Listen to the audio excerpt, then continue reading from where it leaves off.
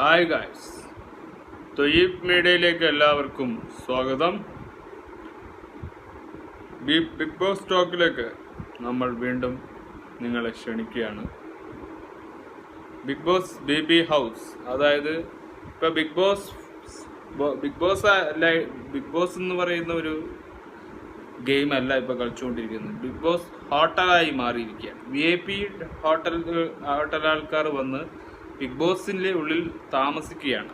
അപ്പോൾ ഓരോരുത്തരും പേരെ അതിൻ്റെതായ സ്ഥാനം നൽകിക്കൊണ്ട് ബിഗ് ബോസ് ഹൗസ് ഇപ്പോൾ ലാസ്റ്റ് വന്നത് റിയാസ് സലീമാണ്. ഇതിനു മുമ്പ് വന്നത് ശോഭ വിശ്വനാഥനും ഷിയാസ് കരീമുമാണ് ലാസ്റ്റ് വന്ന 2 അതിഥികൾ.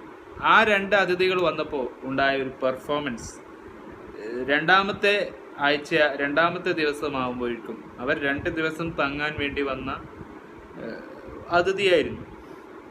എന്നാലും ചില കാര്യങ്ങളിൽ പണ്ടുണ്ടായ ചില കാര്യങ്ങൾ നമ്മൾ ഓർമ്മപ്പെടുത്തിക്കൊണ്ടുള്ള വരവാണ് അവരുടേത്. പക്ഷേ അവർ അതിഥിയെ പോലെ അവർ വന്നു കഴിഞ്ഞാൽ ഓവർ ആക്ടിങ്, ബിഹേവിങ് വളരെ വലിയൊരു തന്ത്രശാലിയായിട്ട് തന്നെയായിരുന്നു 2 അതിഥികളും വന്നു കയറിയത്. എല്ലാവരും ഒരാൾക്ക് നേരെ ആക്രമിക്കാനുള്ള എല്ലാ വഴിത്തിരിവും നോക്കുന്നുണ്ട്. ലക്ഷ്മി എന്ന് പറയുന്നവരാണ് അവിടുത്തെ മാനേജർ. അതായത് അവിടുത്തെ വലിയൊരു ബോസിൻ്റെ അധീനതയിലുള്ള ഹോട്ടലാണ് ഈ പറയുന്ന BB ഹോട്ടൽ. ഈ ഹോട്ടൽ മൊത്തമായി ഭരിക്കുന്നത് ഈ ലക്ഷ്മിയുടെ അധികാരത്തിലാണ്. അപ്പോൾ അതിലൊരു അസിസ്റ്റന്റ് മാനേജറായിട്ട് അനുമോളെയാണ് നിയമിച്ചിരിക്കുന്നത്. 2 ജോലിക്കാരായിട്ട് ഷാനവാസിനെയും അനീഷിനെയുമാണ് അവിടെ തീരുമാനിച്ചത്.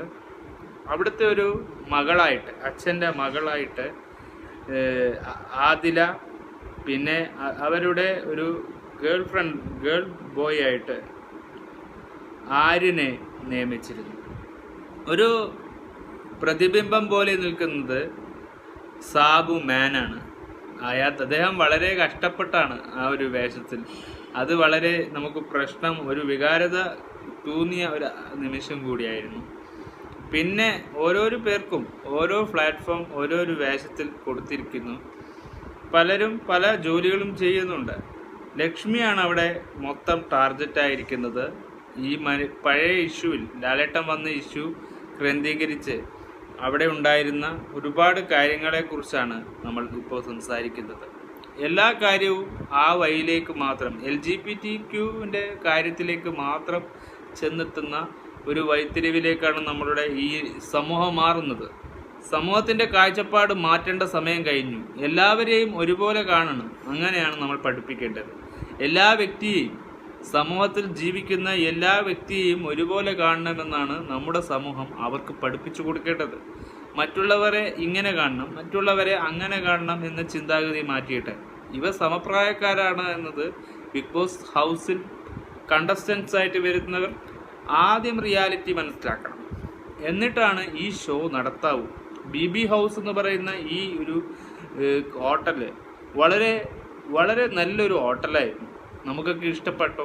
മുമ്പുണ്ടായിരുന്ന കുറേ കാര്യങ്ങളൊക്കെ ആലോചിക്കുമ്പോൾ കഴിഞ്ഞ ബിഗ് ബോസിലൊക്കെ ഈ BB ഹോട്ടൽ എന്ന് പറയുന്ന വളരെ എൻ്റർടൈൻമെൻ്റ് ആയിട്ട് നടന്നുപോയ ഒരു കാര്യമായിരുന്നു.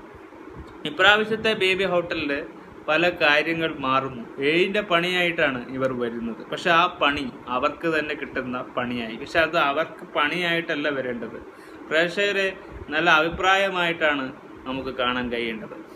അതാണ് നമുക്ക് ഇവിടെ പറ്റിപ്പോകുന്ന പാളിച്ചകൾ. അത് സമൂഹത്ത് എങ്ങനെ അവർക്ക് ആ വില ഇടിഞ്ഞു എന്ന് പറഞ്ഞാൽ അവർ ഓവർ ആക്ടിങ് എന്തിലും ചെയ്താൽ പ്രശ്നം തന്നെയാണ്. ആ പ്രശ്നം നമ്മൾ എങ്ങനെ സോൾവ് ചെയ്യുമെന്നതാണ്. അത് അവർക്ക് പുറത്തേക്ക് ഇറങ്ങിയതിന് ശേഷം മാത്രം സോൾവ് ചെയ്യാൻ പറ്റുന്ന കാര്യമാണ്. അങ്ങനെ ഓരോരോ പേരെ, പിന്നെ അക്ബറിനെ അവിടുത്തെ ഒരു വലിയൊരു അവിടുത്തെ നടത്തിപ്പുകാരനാക്കി മാറ്റിയിരുന്നു. പിന്നെ റണ ഫാത്തിമക്കും ഒരു വലിയൊരു അധികാരം കൊടുത്തിരുന്നു. അങ്ങനെ ഓരോരോ പേർക്ക് പ്രത്യേകപരമായ അധികാരം കൊടുത്തുകൊണ്ടാണ് ബിഗ് ബോസ് ഈ ഗെയിം മുന്നോട്ട് കൊണ്ടുപോകുന്നത്. അപ്പോൾ ഒരാൾക്ക് മുൻഗണനയും ഒരാൾക്ക് താഴ്ചയുമുള്ള ആ അടിമത്തം അവിടെ നമുക്ക് കാണാൻ പറ്റും. അപ്പോൾ അവിടെ ടോക്കൺ കൊടുക്കലാണ്. ഇവിടെ വേറെ നല്ല കാര്യങ്ങൾ ചെയ്താൽ അവർക്ക് സ്റ്റാറുകൾ നൽകിക്കൊണ്ട് അവരെ പുകഴ്ത്തിയും അവരിന് നല്ല പെരുമാറ്റങ്ങൾ നൽകിയതിൻ്റെ അഭിപ്രായങ്ങളും കൂടിയാണ് ഈ ഹോട്ടൽ ടാസ്കിൽ ഇവർ ഉദ്ദേശിക്കുന്നത്. ആ അഭിപ്രായ സ്വാതന്ത്ര്യം നമ്മളാക്കുന്ന ഈ ലോകത്ത് അഭിപ്രായ സ്വാതന്ത്ര്യം നമുക്ക് എല്ലാവർക്കും വേണം.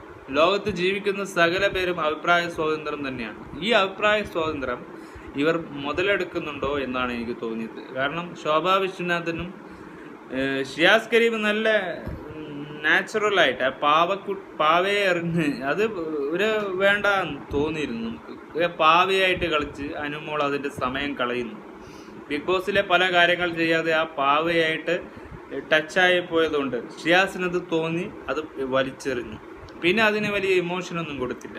അതൊക്കെ വലിയ ചില്ലറ കേസാണ്. ചില്ലറ കാര്യങ്ങൾ കൊണ്ട് ബിഗ് ബോസ് നിറയേണ്ടതല്ല. ഇതൊരു വിശാലമായ ഒരു ഷോ ആണ്. ഇവിടെ ഈ ചെറിയ കാര്യങ്ങൾക്ക് വേണ്ടി കരഞ്ഞും മേഴിയും ജീവിക്കാനുള്ള ഒരു കാര്യമല്ല. പിന്നെ ആദില നൂറയുടെ വിഷയം, ആ വിഷയം തന്നെയാണ് ഇപ്പോഴും LGBTQ കമ്മ്യൂണിറ്റിയുടെ കാര്യമായിട്ടാണ് ഇപ്പോഴും പ്രേക്ഷകർ ചിന്തിക്കുന്നത്. ഒരു കമ്മ്യൂണിറ്റി എന്ന് പറഞ്ഞാൽ എല്ലാവരും റെപ്രസെൻറ്റീവ് ചെയ്യുന്ന, എല്ലാവരും അംഗീകരിക്കേണ്ട ഒരു നിലപാടാണത്. ആ നിലപാട് എല്ലാവർക്കും ഒരുപോലെ തോന്നുമ്പോഴാണ് ആ LGBTക്ക് ഒരു പവർ ഉണ്ടാവുകയുള്ളൂ, ഒരു ശക്തി ഉണ്ടാവുകയുള്ളൂ. ആ ശക്തിയെയാണ് ഇവർ ബിഗ് ബോസിൽ വെച്ച് ഇവർ അത് നിലവാരത്തോടും സംസാരിക്കാൻ ശ്രമിക്കുന്നത്. ആദില നൂറക്ക് കിട്ടാത്തത്, അതായത് റിയൽ ലൈഫിൽ കിട്ടാത്തതിനെ പിടിച്ചെടുക്കാൻ ഇവർ ഈ ഒരു ഷോ അതിനൊക്കെ ഒരു സൊസൈറ്റിയെ നിലനിർത്തി കൊടുക്കാനുള്ള ബോധവൽക്കരണമാണ്. പക്ഷെ ആ ബോധവൽക്കരണത്തിലൂടെ ഇവർക്ക് നെഗറ്റീവ് സ്പ്രെഡായാൽ എന്ത് ചെയ്യും? നമുക്കൊരിക്കലും അത് മായ്ച്ചു കളയാൻ പറ്റില്ല. ഒരു ജീവിതത്തിൽ നമുക്ക് നെഗറ്റീവ് ബാധിച്ചാൽ നെഗറ്റീവ് തോട്ടിൽ തന്നെ ചിന്തിക്കുന്ന ഒരുപാട് വ്യക്തികളുണ്ട് ഇവിടെ.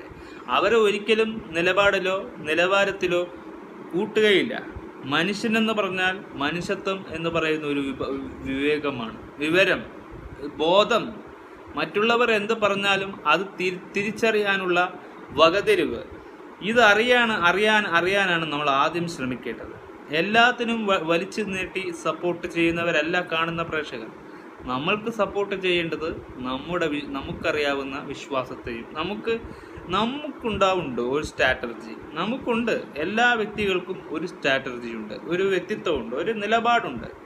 ആ നിലപാടിനപ്പുറം നമുക്ക് പറയാനോ പ്രവർത്തിക്കാനോ കഴിയില്ല ഈ സമൂഹത്ത്. നമ്മളെല്ലാം ഈ സമൂഹത്ത് ജീവിക്കുന്നവരാണ്. ഒരു സമൂഹ ജീവി തന്നെയാണ് നമ്മുടെ ആനിമൽ. ലാലേട്ടൻ പറഞ്ഞ പോലെ ഒരു ആനിമൽ ഇതൊക്കെ നമുക്കും ഉണ്ട്, ഇല്ല എന്നൊന്നും പറയാൻ കഴിയില്ല. പക്ഷേ ആ വികാരങ്ങളെയൊക്കെ കൺട്രോൾ ചെയ്ത് മെൻ്റൽ ഗെയിമാക്കി മാറ്റാനുള്ള എല്ലാ കളികളും ബിഗ് ബോസ് ഹൗസിൽ നടന്നേ പറ്റൂ.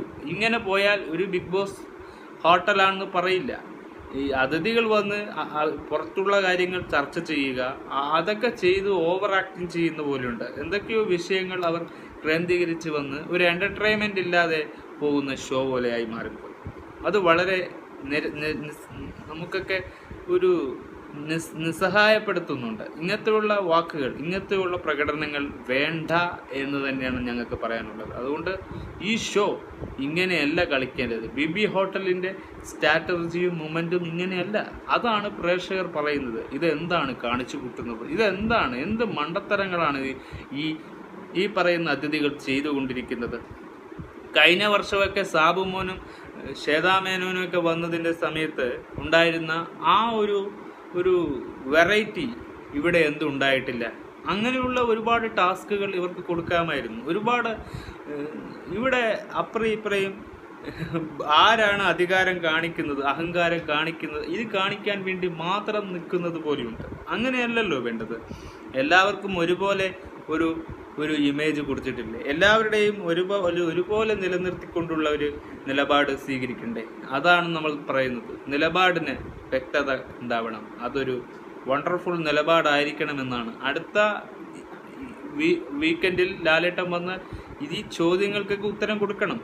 ഇത് ഉത്തരം കൊടുക്കാതിരുന്നാൽ പിന്നെ ഇവിടുത്തെ ഷോ ഒരു വല്ലാത്തൊരു ഷോ ആയി മാറും. അപ്പോൾ ഇത് 45-ാമത്തെ എപ്പിസോഡിലെ കാര്യമാണ് ഇനി പറയാനുള്ളത്. അപ്പോൾ വളരെ ദീർഘമായി പറയാനില്ല. ഇത് 7-ാമത്തെ വീക്കെൻഡാണ്. ഇപ്പോൾ 7-ാമത്തെ ആഴ്ചയായി ബിഗ് ബോസ് നടന്നു പോയിട്ട്.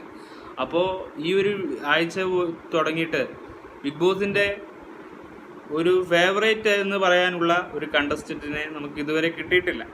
ഇപ്പോഴും അനീഷിനിൽ തന്നെയാണ് നമ്മൾ ഉറച്ചു നിൽക്കുന്നത്. അനീഷ് എന്നാലും ഒരു നല്ലൊരു ബെറ്റർ ചോയ്സാണ്. ഇപ്രാവശ്യത്തെ ബിഗ് ബോസ് ഹൗസിലെ ഏറ്റവും ഒരു ബെറ്റർ എന്ന് പറയാൻ പറ്റുന്നത് അനീഷിനെ മാത്രമാണ്. പിന്നെ ഷാനവാസും നന്നായൊരു നായക പട്ടം ചൂടാനുള്ള എല്ലാ കാര്യങ്ങളും കാണുന്നുണ്ട്. പിന്നെ അനുമോൾ. ഈ 3 പേരെ നമുക്ക് വിശ്വസിച്ച് വോട്ട് ചെയ്യാൻ പറ്റുമെന്നാണ് എനിക്ക് തോന്നുന്നത്. നിങ്ങൾക്ക് എന്താണ് തോന്നുന്നത്? താഴെ കമൻറ്റ് ചെയ്യും. Bye for ever.